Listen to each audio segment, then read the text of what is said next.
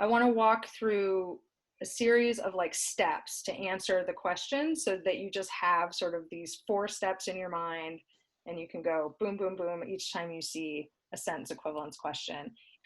So the first thing you need to do is read the sentence, obviously. Don't bother going to the words first necessarily. It is not really going to help you. It might just be confusing.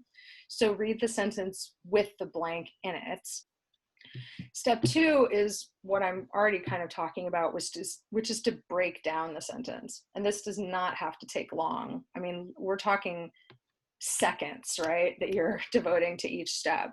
So what you want to do is identify any words or any phrases within the sentence that seem particularly significant, like that they seem to be giving you a clue about what kind of words are going to go in that blank. And then step 3 would be to plug it in. So you can try to fill the blank. Now, before I tell you any of this, by the way, I should say, this can be a time suck to plug in words. So you want to be very strategic about when you're doing it because it can be a big time waster. So you could try to fill in the blank with a word that seems appropriate to you, and then see if there are similar words offered among your answer choices, right? When you do select your final pair of answer choices, you always want to check quickly, again, always quickly, check to make sure that each one produces a sentence that is logically, grammatically, and structurally coherent, and that the 2 sentences mean the same thing. So this is a bit of a complex task that you have to do quickly, but essentially you've got 2 answer choices in 1 blank. You just have to read through the sentence with that first word you chose plugged in, and then the second word you chose plugged in.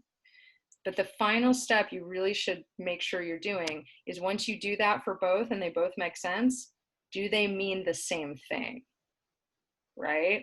Because there could be a moment where you're feeling very confident, you pick 2 words, they both fit in the sentence perfectly, grammatically, stylistic, etc.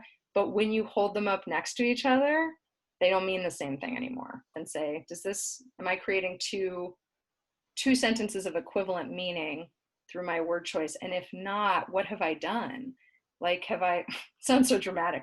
What have I done? But like, have I created a sentence that insinuated some sort of diminishment when in fact I'm supposed to be the sentence is trying to talk about something increasing? Like, have I actually created an oppositional situation between the 2 sentences, even though both words would work?